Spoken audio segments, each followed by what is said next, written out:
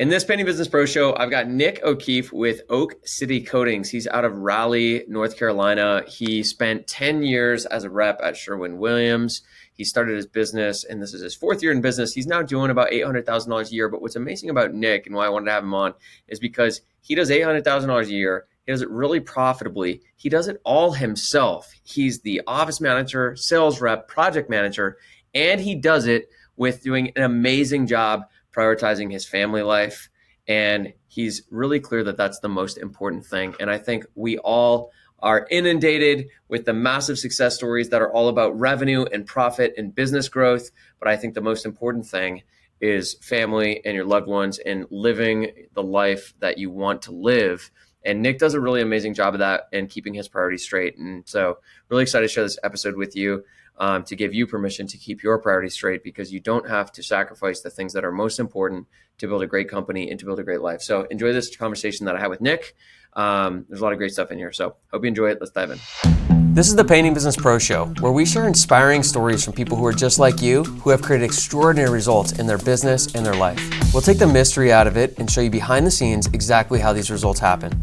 There's a simple process and a roadmap to follow to create life-changing success in business. You are capable of more than you realize. So listen in, discover what's possible, and let's unlock your potential. Let's go.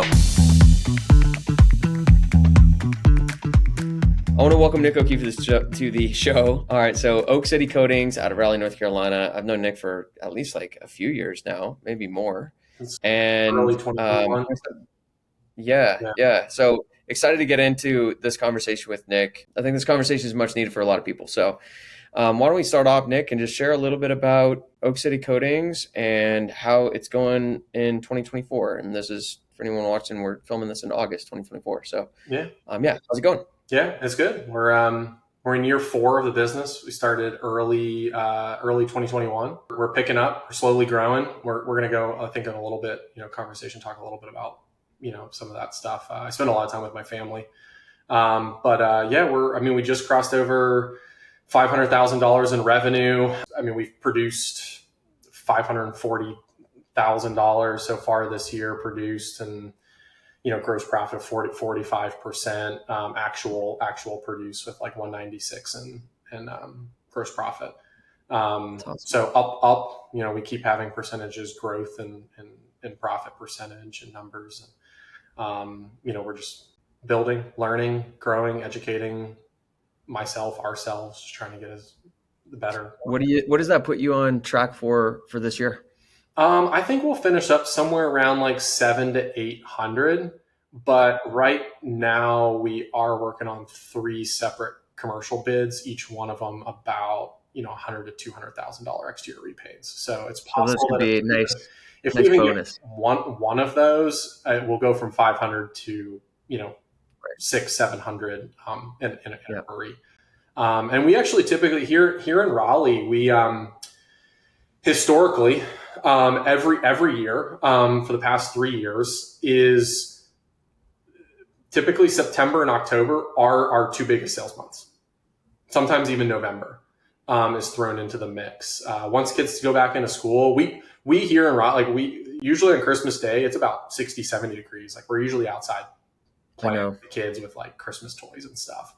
I'm jealous of that. I just talked to someone else I was just talking with Carl and Andrew in Charlotte, and it's like to not have much seasonality. It's a beautiful thing, for you guys to maintain that cash flow through the year and all that stuff. So yeah, you got plenty of season left to keep pushing the business forward. We got plenty. We got our couple biggest months ahead of us, usually for residential, and everyone's scrambling once the kids go back to school to get things done before, January rolls around and the holidays and stuff. So yeah. What did you end up doing in 2023?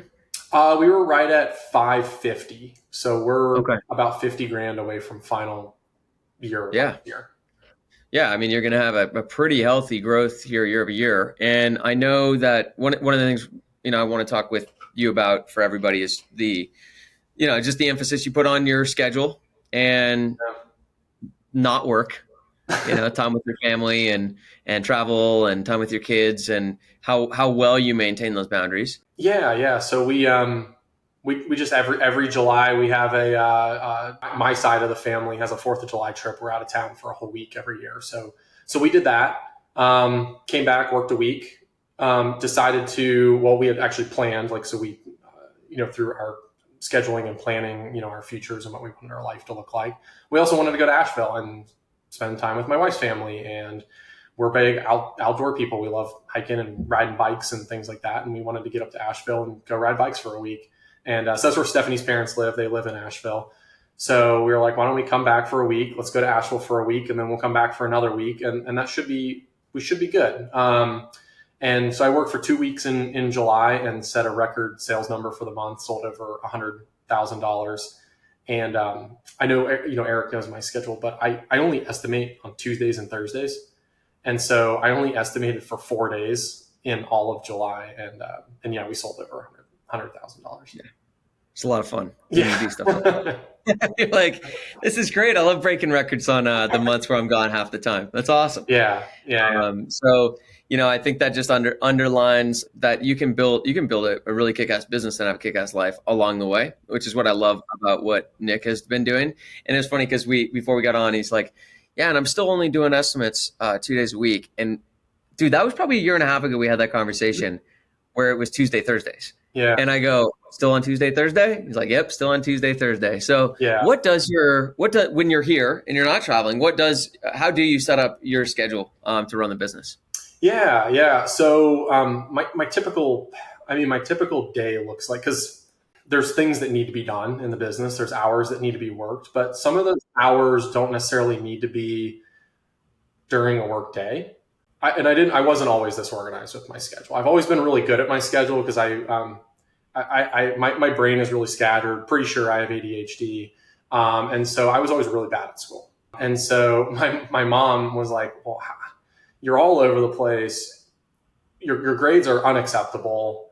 How can we figure this out to get you where you need to be? And so I just became through help. I didn't come up with this on my own, but through help, became really, really regimented with like writing everything down. I kept paper calendars and paper schedules starting in middle school, all of high school, really, really organized, because I knew if I wasn't, I was toast. And so I only had to remember one thing. And it was like, the one thing I have to remember is to write it down and keep a schedule, keep a calendar. And if I did that, I'd be okay. And that served me really well through high school and college, and allowed me to do a lot in college and have a lot of different things going on and still maintain really good grades, and then served me well into corporate life and do that. And so that's kind of like, as we got into Oak City Coatings, I had always seen, like, if you're an entrepreneur, you work your tail off. If you're an entrepreneur, you work every day. If you're an entrepreneur, you hustle, like you grind, you do the thing, right? Like, that's just what I knew, because working with my time with Sherwin-Williams. Well, that's what the whole world tells you. Yeah, the whole world, everyone I knew that worked for that I worked with Sherwin-Williams, like as contractors that were my customers, that's what they did. When I first started the company, that's just what I did. Was worked your tail off? Just worked my tail off. Yeah. And that lasted for about a couple weeks, and some really big arguments. And Stephanie was like, no, we're sitting down because this is not going to work. And so she was like, I was like, okay, well, what are we going to do? I have all this. And so we sat down together jointly, and we went through the Design Your Life training together.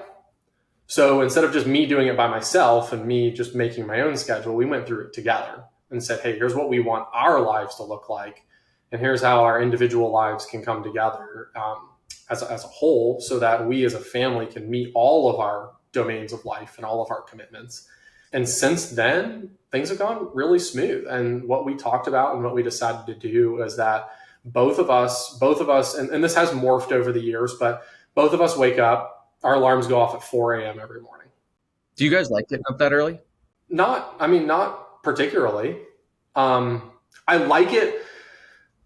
I like the feeling that it creates. I don't particularly like being up before dark, but I do like whenever 9, 10 o'clock rolls around and you've woken up, had some coffee, which we actually don't even drink caffeine anymore. We drink decaf coffee because we're just studying what it does to your brain. Got in basically from 4:45 to 6:15, built in a flow session. So got in an hour and a half of flow and gotten stuff done that doesn't necessarily require anyone else to be awake. It's no phone calls, text messages, email. It's just like literally just focused work. Worked out in the garage. We work out every morning in the garage. So got a 30, 40-minute workout in the garage, gotten ready for the day, ate breakfast, kids wake up. By the time like 8, 9 o'clock rolls around and you've already had a flow session, woke up, gotten exercise in, like got to the gym, I have so much momentum that day.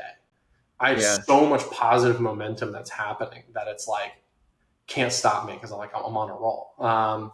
And by the way, for anybody who hasn't, when Nick mentions a flow session, it's one of the things that we go through in one of our events, but you can look into that. Like what we're referring to is flow, and the best resource for that publicly is probably the Flow Research Collective. So there's a whole bunch of stuff you can look at there, but it's really amazing stuff. And it's just a way to get an insane amount of stuff done in a short period of time. And it's a huge productivity hack, which obviously is paying off nicely for Nick. Yeah. Yeah. So that's what our mornings typically look like. And then Monday I do job site visits, admin stuff, contact all of our booked clients, update them on their schedule, just stuff like that. We do team meetings every morning. So every morning at 7:30, I touch base with all my guys, my team leaders, and we just kind of go through the day and talk about things. And so Mondays I do that. I do admin, job site visits, get anything cleaned up, what I need to do, because I know once I get into the week, a lot of that stuff just doesn't happen. So I have to get it all done on Monday. Tuesdays I estimate all day. Tuesdays are my long day. Usually it's about like a 12-hour work day. I do like a 12-hour Tuesday too. About a 12-hour Tuesday. But then Wednesday comes around and I drop our kids off at school on Wednesdays.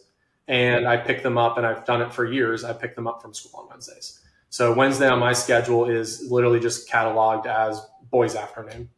And the boys and I hang out. And That's awesome. We go to the parks. We go to the playground. We go play baseball. We go ride mountain bikes. We go hiking. We go to the museum. We go ice skating. We do all kind of different stuff. And then we come home and we have dinner. And then on my schedule as well, from like 5 to 8, it's dinner, bath, bed. So we hang out as a family, don't work. And, besides so family day Wednesday, essentially. Yeah. All afternoon. Yep. And then Thursday, go back into a full day of estimating. Morning looks the same, full day of estimating. And then Friday is the same thing as Wednesday. School drop-offs, do have like 3-4 hours to take care of anything I need to do, whether it's a job site visit, a final walk on a job that maybe there was like some problems or something like that. I just have to be a little bit more on it, and then make any kind of phone calls, texts, email follow-ups, and then boys afternoon again. And then I used to work at night, kind of when I first started. I used to work at night. I've gotten more efficient and effective. A lot of at night was kind of like diagnosing.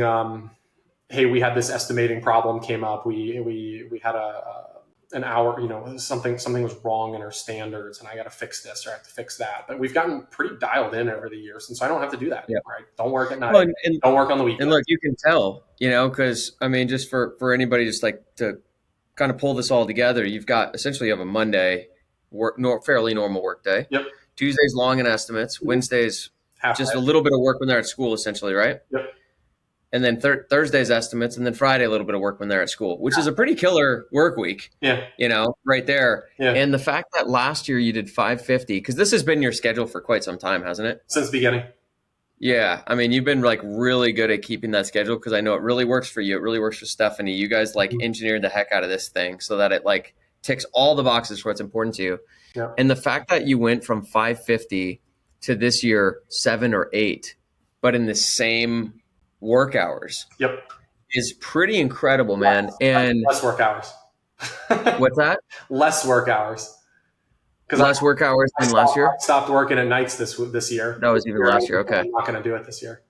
Well, and dude, also, I worked with a lot of people, and 700-800K with one person doing it all is usually really tough for people to sustain. It usually turns into chaos, which I think points to just the patience you've had and like, I'm not in a rush. I'm building this business the right way because to run a really clean, healthy 700-800K a year with you don't have any employees, right? No office manager, project manager, or sales rep. I mean, we have Right? It's help, all you. none of those, but I have Right. a color consultant. I have Stephanie helps me with all of our marketing.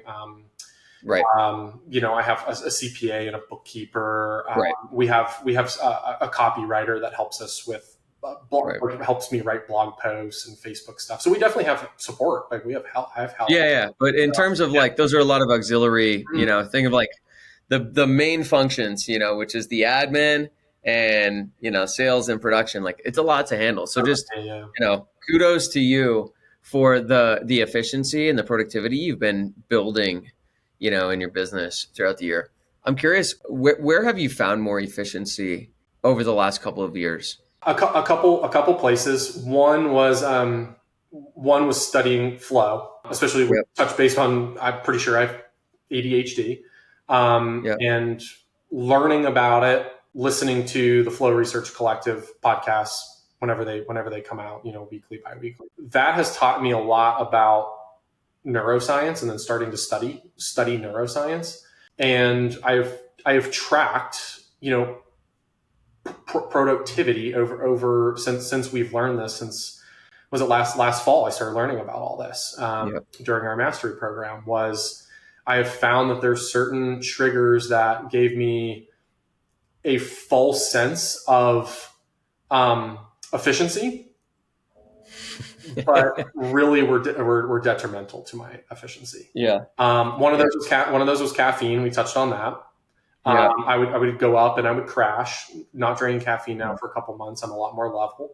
Another one that was alcohol.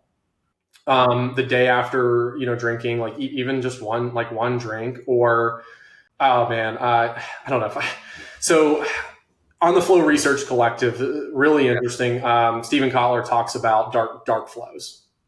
I don't know if you know about this or not. So he talks about dark flows. Dark flows are where consumption of an addictive substance can actually get you into a deeper flow state than just a regular person can get into without that substance. But on the back end of it, you end up like crashing, and it's not good for you. And so overwhelming big picture, bad for you. Short term picture, good for you. And so a couple afternoons on a Friday, I would be like, oh, I have all this work to do. And I'd have a couple beers and I would jam a bunch of it out. And it was man, I was so effective and efficient.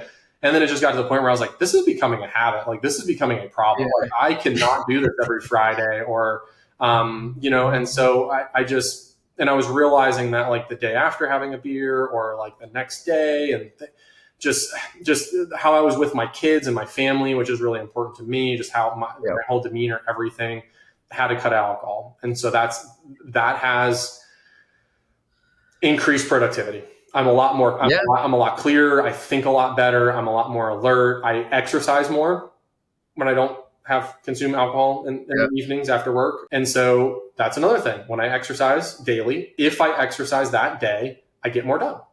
I can look at my schedules. I can look at my calendars. Everything I do, I create tasks and check marks. So I can look at patterns and see how much I got done every day. And then I can start noticing different patterns and trends over a period of time. And what I've noticed is that when I exercise in the morning, I get more done and I'm more effective. I'm more efficient. And so those are a couple things that have led to that. And then as well, what's increased, I think, efficiency is we have really good guys, really, really good paint teams right now. And that has taken so much off my plate. I've been able to give them some more responsibilities, say hey, here's this, here's that. Can you guys do this? This would really help me, but it would also really help you if you were able to do this. And they're like, yeah, we got you. And then they do a really good job. We hardly ever have complaints. And so that has made things huge for me in the past year, especially after bringing on one of our new teams. Now we have two really, really good crews. Well, you must, if you're, jamming out all this work and being able to do it on the schedule. Yeah, you got to have good crews that you Yeah. trust. So that's huge, man. Well, and all those little things, they really add up, and it's like you got to just prioritize what's more important. I Yeah. mean, I'm in the same boat. I don't drink I don't not drink caffeine, but I don't drink nearly as much coffee as I used to. Yeah. Exercise is a huge, contributor to my own performance, and just feeling good and like Yeah. recovery. Totally relate. And then yeah, alcohol. I was laughing there for a minute because I'm like, yeah, I remember those sessions where I'd have a beer and I'd be rocking, but pretty quickly my work is not as good.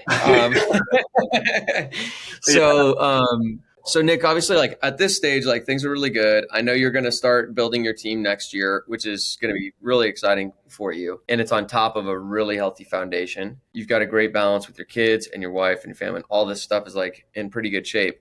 But how long did you think about starting a business? Let's just actually go even further back. So can you just share a little bit about your career and leading up to like starting Oak City? Yeah. So I think like most people, I've listened to a few other of these episodes, like just kind of fell into the paint business. I actually went to school. I wanted to be like, I was going to be an engineer.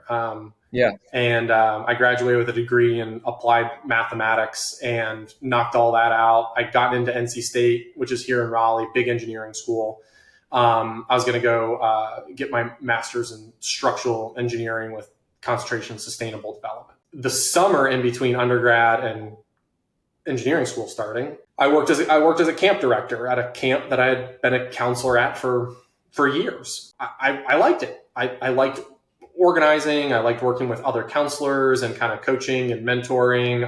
I've worked at like sports camps and helped coach and mentor, other like athletes and stuff. And so I just kind of found my passion in that coaching and mentoring space. And the more I looked at what an engineer actually does on a daily basis and who I actually was as a person, which is somebody who can't sit still and sit behind a computer, I was like, I can't do that. I cannot do that for a job and a career. Why don't I look at maybe some management positions? I really like what I'm doing right now. So I started Googling some, looking at Indeed and, stuff like that, the different job sites, and came across Sherwin-Williams and came across some other companies. I had some interviews with Sherwin-Williams. I was like, hey, look, there's this company. I wanted to get into sustainable development. They're really big into green movement. They've been doing all this research in zero VOC paints, and they work with all these GCs and architects and engineers on these buildings and lead projects and all this stuff. I was like, this sounds really interesting. What I wanted to do, but just from a little bit different standpoint. Yeah. And so my interviews went really well, and I actually got to my last interview. They weren't hiring here in Raleigh, which is crazy. As fast as the city's growing, they weren't hiring here because it was right after. This was in 2010. It was right after the crash. And so I went out to Charlotte, met with them there. It went really well, and I was like, I got the job. I got it. I'm going to get this job. My interview day was my first day of grad school at NC State. So I skipped the first day of class, went in my interview, and I was like, it went really well. I'm going to get this job. So I just didn't go to school. I just didn't go to class. Sat at home for like a week, and my mom was pretty nervous about that decision, but I was like, I got it. And they called me and they were like, hey, we want to hire you. When can you move to Charlotte? Like, we're ready to get going. So I, at the time I just like packed all my stuff, basically everything I owned into my Honda Civic and moved 2.5 hours away, and that kind of started my career with Sherwin-Williams and their management training program. I was an assistant manager at a couple different stores, did a store managers at a couple different stores. I've opened up a brand new store, which was a really cool experience. So I got to get that business up off the ground from basically nothing, not nothing, but, just new branch.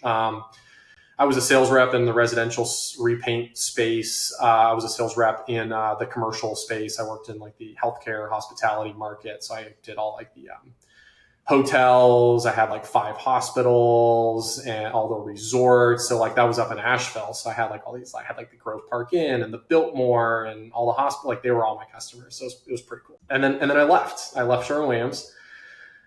I actually haven't shared this to you. A couple different members know about this, but this was a really defining moment in my life about why I left, and something I just really haven't been that open about talking about, because just it really affected me, and it was kind of embarrassing, but it really showed me the fragility of being a W-2 employee.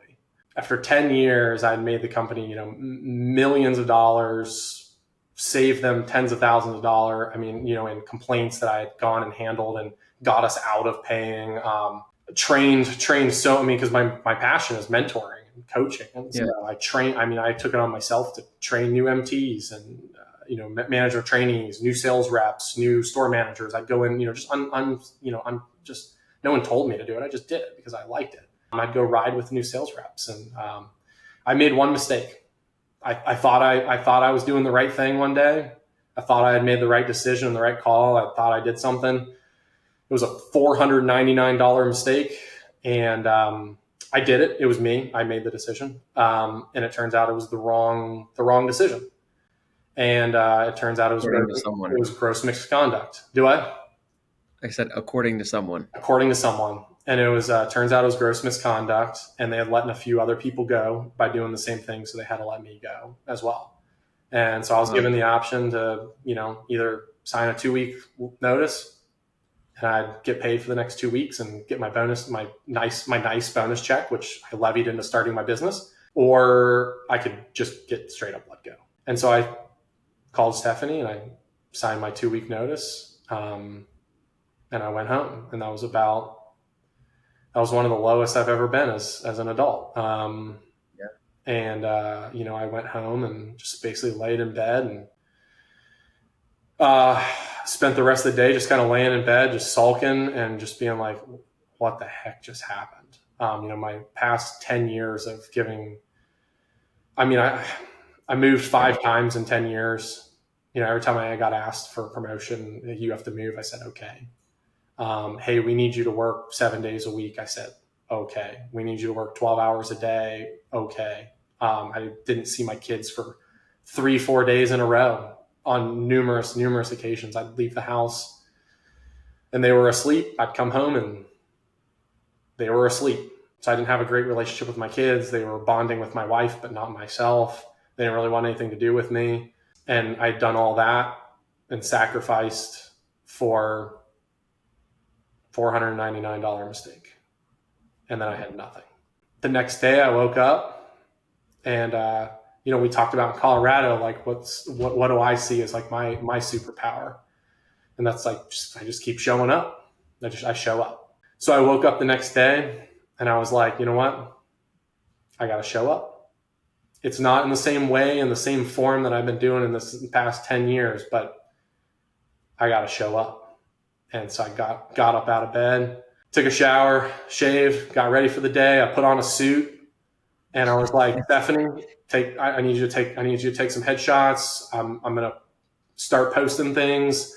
I'm going to create a LinkedIn. We created a LinkedIn. Took headshot. I didn't even have a LinkedIn at there because I was like, I'm never leaving Sherwin-Williams. Why would I need a LinkedIn? Like, I'm here for the career, right? So I created all that stuff. I started looking at jobs. I started making phone calls to contractors, other people in the areas. I started applying for jobs on like Indeed. I revamped my whole resume, and just went at it. It's just like I'm showing up, but just in a different way.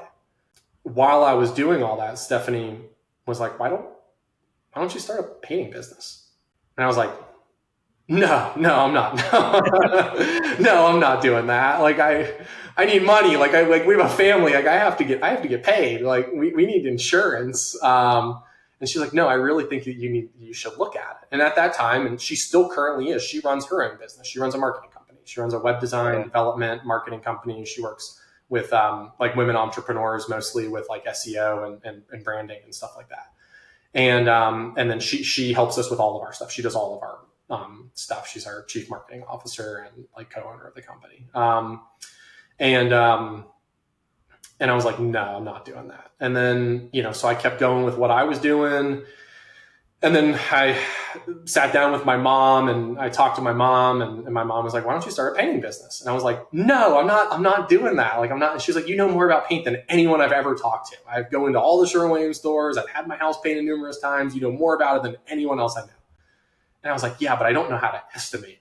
I don't know how to market a painting business. I don't know how to hire people and like where to find them. Like, I don't know, like I know about the business, I know about paint, and I know about how to talk to people about it, but I don't know any of these other things. And I don't know what the numbers should look. I don't know like what kind of margins is okay. I don't know those things. So I was like, all right, here's what I'll do. Stephanie finally was like, just look into it. I was like, all right, so here's what I'll start looking into it. I'm gonna go downstairs. I'm gonna go work. I literally sat downstairs because I had been writing business plans for 10 years for Sherwin-Williams. Every year you have to write a business plan. So I sat down at the kitchen table and I wrote an entire business plan. And I was like, here's my business plan for a painting company. And I just thought through it. And I was like, all right, well, here are my question marks. Here's what I have. I don't know how to estimate, and I don't know what kind of margins I need. Everything else I think I've figured out and I can bootstrap. And so I started and at the same time, I was also applying for jobs. And within about 2-3 weeks of applying for jobs, I had 5 job offers on the table. It was kind of one of those things where we kind of looked at that and was like, okay, 2 weeks, 5 job offers. We got paid our bonus check from me submitting our 2 weeks. So we have until if we just cancel every additional expense that we have and go through our finances, we figured out that we had until July of that year. It was January. And when was this? December. So we basically had January through July. 6 months. So a 7-month cash runway of Stephanie working her business, doing her thing, me basically getting zeroed out, and then started doing some research, like how do you estimate paint projects? And that's where I came across, obviously Paint Business Pro, and I was like, oh, okay. And I started watching some stuff and figuring some stuff, and I really quickly I've been doing it for so long that like I know whether a paint company and a contractor, a business owner who runs a paint company like knows what they're doing and doesn't. Like I can usually sniff it out pretty quick. Oh yeah, I mean, how many accounts you had over the years? Probably thousands. And most of them don't know what they're doing, and a few do. Yeah. And so like when I came across Paint Business Pro and started like watching like your videos, I was like, check. I was pretty skeptical at first, and I was like, check. Holy crap! I think this guy actually knows what he's talking about. I was like, and so like just the more I got into it, I was like, okay, I think between what I know and what he knows, I think I can actually do this. And I was like, and if it doesn't work, and we get to June, I'll just go start applying for jobs, and I'll just get a job in like 2 weeks, like no problem. Like there's tons of paint companies out there hiring. There's contractors and GCs and paint companies and like all kind of different stuff that like they can't find good help. That's like the number one thing they complain about. Like I can go get a job at one of these companies with my experience in a couple of weeks. Like that's not a problem. So I was like, all right, I'm in. Let's do it. And that was 3.5 years ago. And here we are. Yeah. How was those first 6 months? I can't remember. How did it go from January to July in your first year? Yeah. Remember? I basically took January and February and was like, you know what? I just worked so hard for the past 10 years. I need a little bit of time just to decompress. And it was actually one of Stephanie's suggestions as well. So basically January and February, all I did was like, got my LLC opened, like met with an accountant and CPA. We started working on copy for our website. We designed that. We built that. I just learned. I watched videos and I just learned and educated myself for like 2 months and got some stuff printed, just things like that. Got signs printed, made business cards. So just set the business up for 2 months. Spent a lot of time with the kids because now Stephanie had increased her work hours to make more money and so I spent more time with the kids. And then we went live in March. So basically March, and we did like March to December it was like right at like 350. So nothing crazy, but still only estimating. Probably made about 100K, a little more. Yeah. Remember? Yeah, about that. I think it was a little bit under that. My margins weren't quite where they should be. I didn't completely follow the course at the beginning, and I was a little stubborn from my old views of things. And so I've broken that now, but and my armor shot up. But it's. I basically made like my Sherwin-Williams salary without bonuses in that first year.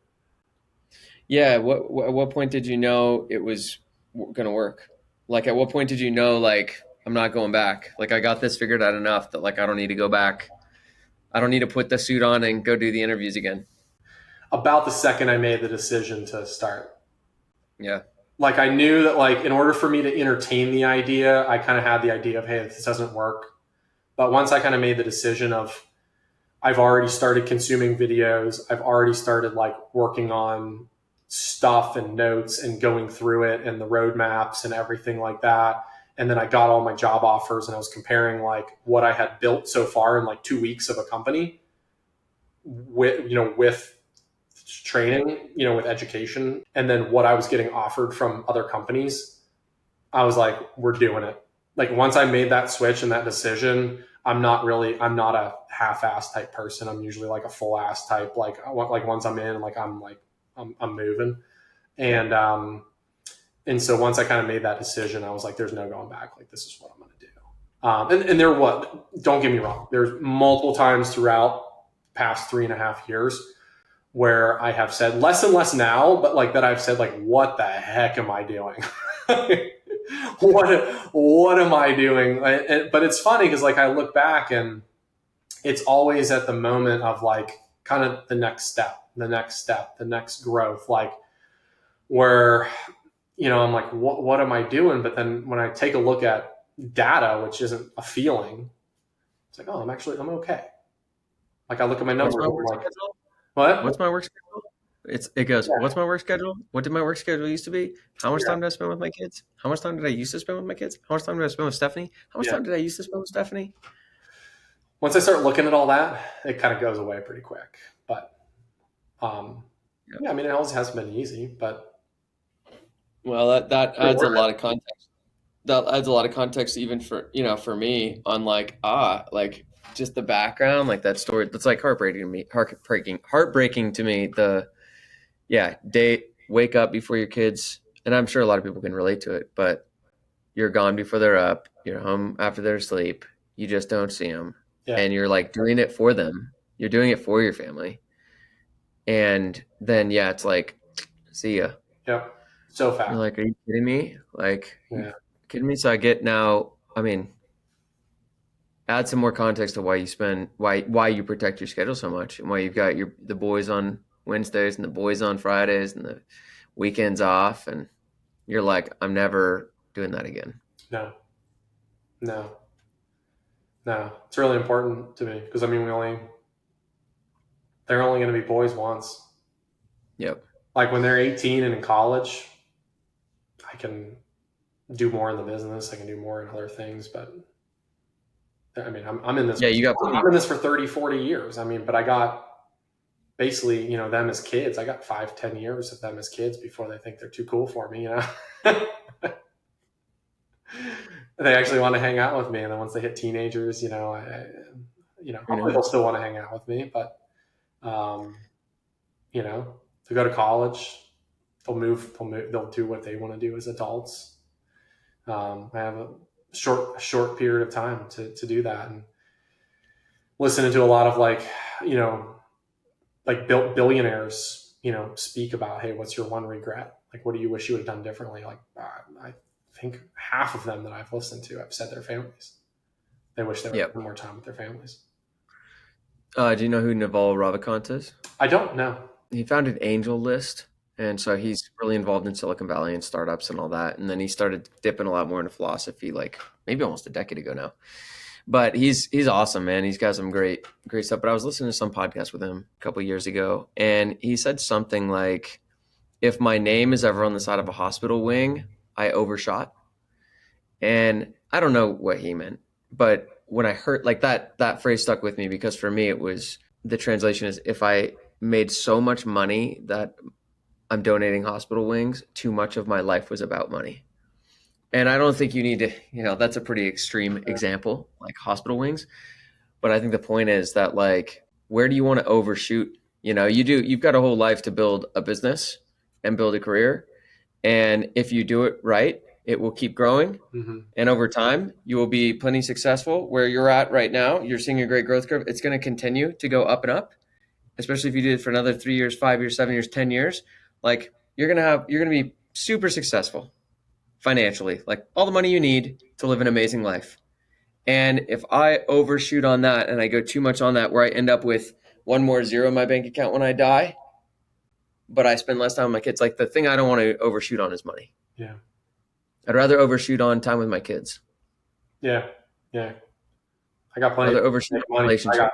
I got one shot with the kids. Like I got one shot when they're, Yeah. but I got plenty of time to do that. Well, just for everybody, I mean, this was part of what I was excited to talk with Nick about, because I think the culture we're in is just like money, money, money, 10 million this, 100 million that, like everybody, it's so that it's got so much weight pulling that direction of, get super rich, grow really fast, hustle really hard, sacrifice now so you don't have to later. And it's not really my thing. Like I like you were saying before, Nick, when I work, man. I'm super, super productive, but I don't sacrifice the things that are important to me. I just don't do it. I refuse to do it. And like my little mission is to prove that you can do amazing things and accomplish amazing things without sacrifice. And so that's why I love that. That's kind of what you're all about. Is it's not what's the most important thing. Like, yeah, I'm going to run a good business and a clean business, but you've got your priorities straight. Yeah. I think so many people too. I wanted to do this with you too, Nick, because you put the boundaries first and then you figured it out. Yeah. And I preach this, but because you follow it, it's just like you design your life first and then put it in your schedule and then figure out the business and the constraints you have. Like so many people live like, once I get my business to this level, then I'll spend more time with my kid, and it's maybe not all family for people. It might be, and then I'll go travel the world, or then I'll go volunteer at the church like I want to, or then I'll go fill in the blank with what we're going to do once we get to this point. It's like, no, it's backwards. Yeah. Start living your life now and then keep working the constraint. For sure. Yeah. Yeah. And that's what I used to do. I used to be like, hey, when I'm a sales manager, I'll get to spend more time with the kids. When I'll get to do this, it's always kind of like, I got to keep grinding to get to the next stage, to get to the next level. And I got to put in the hours now so I can get rewarded later. And then even when I started my business, right, like we had touched base on that. It was, when I gave it this much space, it took up that much space. But then when I've given it only this much space, somehow I've gotten the same amount done, but more, but it's only taken up this much space. Yeah. Well, if you put a lot of demand on yourself, but you're like, but I'm not allowed to solve this with more hours. Yeah. Then it forces you to solve it in other ways. There's lots of ways to be more productive. Yep. You pointed to some of them. It's like exercise will make taking care of your health will make you getting a good night of sleep because you didn't drink alcohol. You'll be more productive. Yep. Flow is there's a whole science around flow. You'll be more productive. There are a lot of ways. How much, just someone listening, it's like, you want to be more productive? Quit scrolling social media. Yeah. Like that'll make you more productive. Do that, be productive. So there's so many ways to get more done in the time you have, or to increase your effectiveness with your time, that like you put the constraints on, you put the boundaries, and then don't mess with the boundaries. Demand more of yourself, but you're not allowed to do it more hours. And adding more hours is one way to be more productive. And then there's 100 other ways to be more productive too. But everybody just goes to more hours. Yeah. And it's crazy. It's crazy, man. Yeah. I don't have more hours to give. Yeah, I don't either. Yeah. And I don't think you need, and you don't need to. And you're a great example of it because, I've just been doing this for a long time, but you've done it from like day one. You've fulfilled like the commitments you really have to your family, which I think is a beautiful thing to demonstrate. Like, no, you can do it from day one.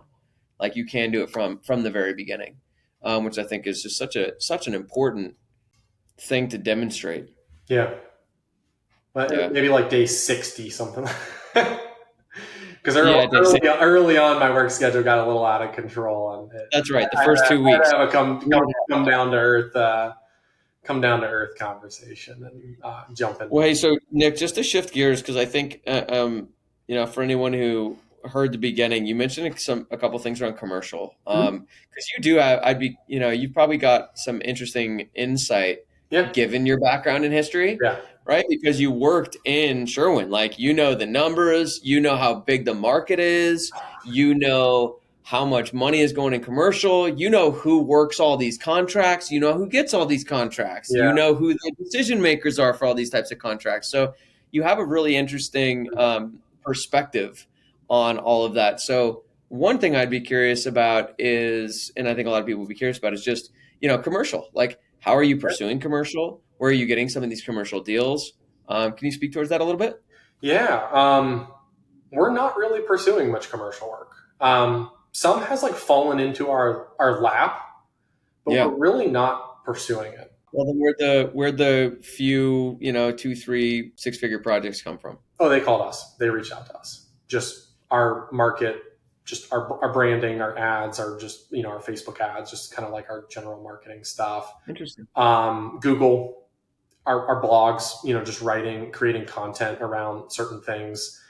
People have just reached out to us. Some of our referral partners, like we work with like a pressure wash company on some projects where a couple commercial projects where maybe there's not access to water, or we're looking at a 5-6 story building and I'm like, man, we can't wash this thing with these tiny pressure washers. So we'll contract out a commercial pressure wash company. That's what they do. They'll come in with their tanks, or they have access, they have hot water. They use the hydrants to fill all that stuff up.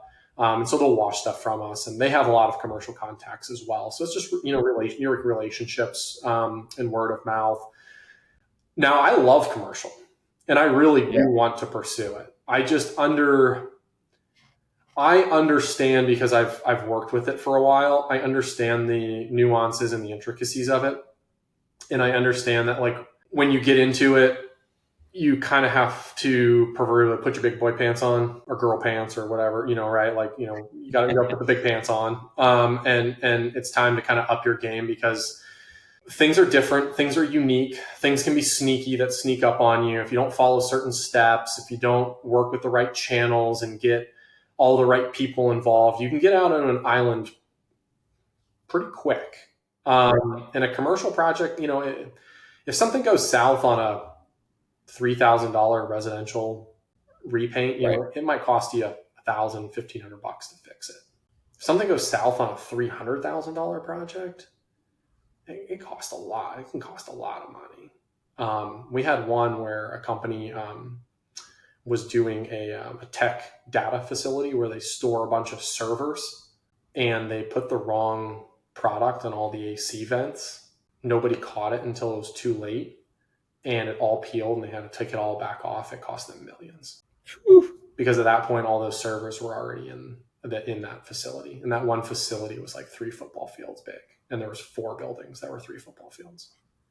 Whoops. I don't have the financial capability to do that. And so as much as I like commercial, and I like that, that's really what pushes my buttons.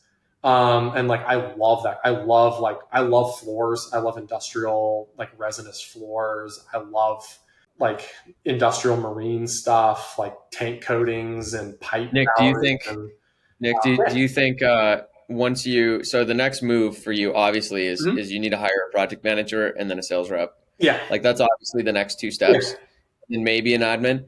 But do you think, from there though, I think that's the point where there's like this decision tree of, okay, then do I double the residential side to 2 sales, 2 production, and an admin, or do I do the next duo go after commercial? Is that what? Do you have an idea of where you want to go? I think we're probably going to build, and this is something that most likely, here's what this is going to look like, is I don't have it all figured out.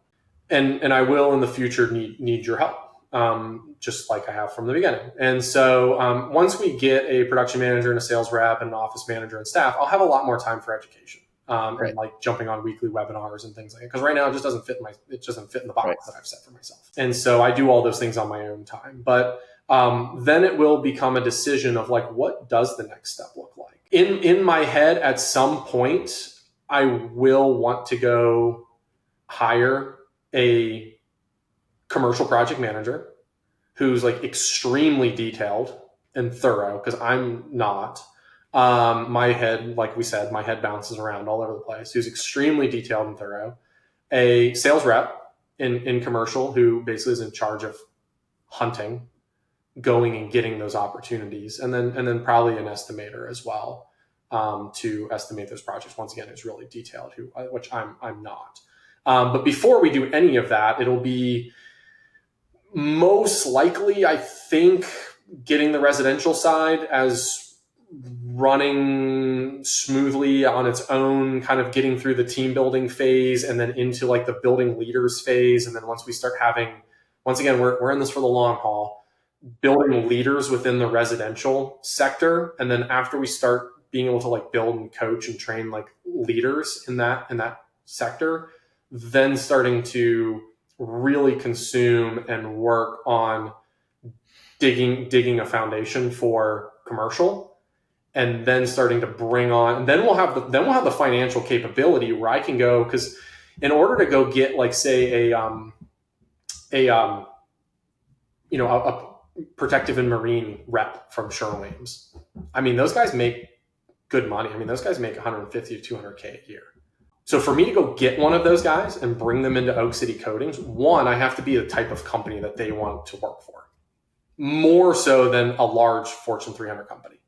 So I have to show that, like, hey, we're the real deal. Like, you'd rather come work for us than them, which those guys leave. Those guys leave and go work for some other company sometimes. So I have to be not only lucrative enough financially, but I have to like show our company is like worth working for, that there's a future here, that there's something extra that they can't get and they don't have there. And if I can get 2 or 3 of those like industrial, marine, like commercial reps with that background, but they're looking for something different than the corporate, and then put them through training with like you and Scott Lawler and us, and like what we've learned in our SOPs, I think we could blow up a commercial business in a heartbeat, like within a couple of years, and have a massive business here in Raleigh in the commercial sector.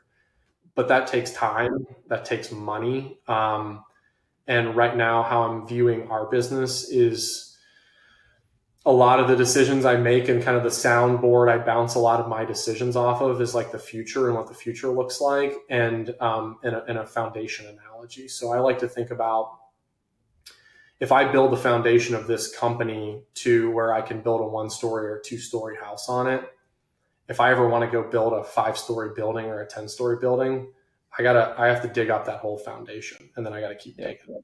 And then I have to dig another foundation. Whereas, like, if you've ever seen pictures of the foundations that they build for like the Freedom Tower in New York or other these big sky, I mean, they dig down. I mean, they're like 10, 20 stories down in the ground. Yeah. And so a lot of things are kind of like that I think about now is like, is this part of digging a foundation? Is this part of going deeper? Is this part of getting more thorough? Is this part of that foundation building, so that when we decide and want to grow, that there's going to be tweaks and changes along the way, but it's not like we have to dig it all up and then redo the whole thing. When we decide to start building and we're above ground, we can really start building quickly. And so how that all looks and how it works and time sequences, that's something that like fully part of my plan for that is like start meeting with Eric and brainstorming and coming up with ideas and talking about situations and next scenarios and looking at financials and all of that stuff and kind of talking through all that. So that's part of the plan. You're part of it. Yeah, I think the short term is for sure hire your team next year. Project manager, you probably could do project manager and sales next year. I will probably have to, yes. Yeah, especially because you don't have that much seasonality in your business, so there's no like constraint there. Not enough seasonality, and I have a lot of time constraints for my estimating. So I have more leads coming in than I even know what to do with. We lose so many projects because I get booked out 3-4 weeks on estimates, and people are like, well, we can't wait till the end of September for an estimate. Yeah, so you're urgent to hire a PM. We're bleeding So projects. Yeah. PM frees you up Monday, most of Monday, some of Wednesday, you could pick up 6 more estimates easy. Yeah. And then you hire a sales rep to pick up your 14 estimates or whatever. Mhm. And I'd say that, and then it's like just optimizing that team, and it's very doable, very reasonable to go do like 1.5 million, not next year, but the following year. Yeah, because we have usually between 20 to 30 estimates that come in a week. That's insane. So I can only do 8 to 10 estimates a week. That's it. That's wild, dude. You might want to look at bringing on a PM faster. Real quick, last question, but we'll make it shortish. Sure. What are your primary marketing sources right now? Because that's a lot of estimates coming in a week. Yeah. And that makes me hurt. That hurts me, Nick, to know that there's that many estimates slipping through the cracks and you haven't hired a project manager. So I just want you to know that it's hard for me to hear that. What is your top 3 marketing sources? So one Facebook. Facebook been bringing in a good chunk of stuff. Google SEO. We sign a lot of really good projects off of Google SEO. Are you technically in Raleigh, or what city are you in? Technically, we live in Fuquay, which is like your address. Yeah, like your address of your business. Fuquay. It's just like work out of the house. But as far as like Google SEO goes, we're running SEO in Raleigh, Cary, Apex, Holly Springs, Fuquay, Night Day. I mean, like we have keywords. We have keywords and searchability and like all of Wake County. Through blogging content, people find, like, when people are looking for stuff and they start like searching like different things, they just come across our company and they find us. We're actually talking about things. We get some referrals from like Sherwin-Williams and stuff like that. But and then Thumbtack. So Google SEO, Facebook ads, social media ads, because it's on Instagram and all that stuff too. And then Thumbtack. All right, there you go, people. Everybody who's always annoyed that I don't ask where people get their leads, to grow their business from. There you go. It's social media ads, website and SEO, Thumbtack. Was there another one you said in there? Just like referrals, word of mouth, referrals. Everybody should have all that kind of normal. Nothing crazy, guys. And it sounds like if you had the estimate capacity, how much would your business grow? How many more estimates? You do 10 a week? How many could you do a week? Would you say right now, with the same marketing mix? A lot. I mean, 15, 20. I mean, as a company, we could. You'd probably be like 1.2 million a year with the exact same marketing you're doing just right now. It's like 1.2 million. It's Facebook, Thumbtack, SEO, referrals. Yep, guys, it's nothing crazy. What's your sales rate right now for the year? 45% for the year. But 45 for the year. We've been trending the past couple months at July and August. We're both over 50. Yeah, nice. All right. And that's a big deal. And then what's your job size?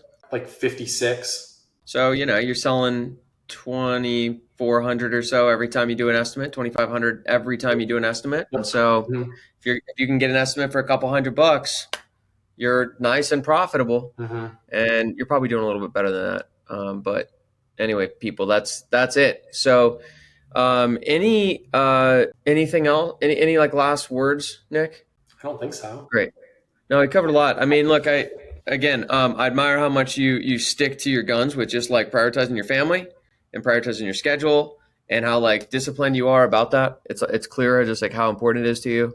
And if there's anything I'd like someone to take away from this, it would be just like to give you permission to prioritize that, and that like you don't have to grow really, really fast. You don't have to chase that. Like, you have plenty of time to build a business. And I was telling Nick, I think before we started, I'm like, dude, I've just been doing it for 20 years. Like, I've just been doing it forever. I didn't sacrifice along the way, and you don't have to either. And I screwed a lot of things up, and you can grow really, really quickly. Yeah. Cause I know you've been super thorough, but also like that hasn't been it. You could also grow faster if you wanted to. Oh yeah. But that's been a conscious choice too. So anyways, you have permission to slow down, to live your life you want to live right now, and that you can do it really quickly with a business. And that's the whole damn point of having a business, is to give you freedom to do what? To live the life you want to live. So Yeah. kudos to you for doing it, Nick. Yeah. I think in order to do that though, I mean, it's for me at least, like seeking help on how to do that, and like not having the ego of like, I can do this without help. I don't need, like seeking help Yeah. and being open to suggestions and admitting like, hey, I did this wrong. I need to do this. I need to do that. Like kind of reassessing what I'm doing on a weekly, daily, like monthly basis, and making those corrections, and being okay being wrong, admitting it, and then making changes, and constantly educating and learning, and being open to that change. Yeah, I mean, I couldn't agree more. I spend a ton of money on coaches to this day. Yeah. I certainly wouldn't be where I am without a ton of coaches and mentors over the years. There are so many opportunities to learn from people, and then this industry or any industry you're in. So yeah, I think you'd be crazy to not lean on that resource that is abundantly available in the world today. It's crazy. Oh yeah. So because like if you don't know how to only work 40 hours a week and run a $500,000 $1 million business, like probably most people don't. I didn't, right? So like it took a lot of learning and figuring it out from somebody who does. All right, dude. Well, congratulations. I'm glad to hear the business is going so well. Very excited for you to hire that production manager. You might consider doing that sooner than later. That is, you're probably getting close. But for another time, we won't open that can of worms now. You're doing great. Yeah. I know you continue to, so that's awesome. And say hi to Stephanie, and I will see you guys maybe sooner, but definitely in October. Yep. Awesome. Thanks, Nick. This was great, dude. Appreciate you. All right. Thanks, Eric. Hey guys, thanks for listening to the show. I hope you found it valuable. We make these episodes in the show for you, truly. So your feedback is super valuable to us, whether it's, things you liked, things you didn't like, what you want to see more of, what you want to see less of. Any feedback you can give us is going to be super helpful as we continue to evolve and improve the show over time. And if you want a copy of the Fast Growth Roadmap for Painting Contractors, which really simplifies the steps you take to building a business, we've got that resource for free for you. Just check the description or the bio where you're watching or listening to this episode, and you can just click and download that for free, and it should help give you a good roadmap for how to build and scale your business like the people that you're listening to on the show. So thanks for listening in. We'll see you soon.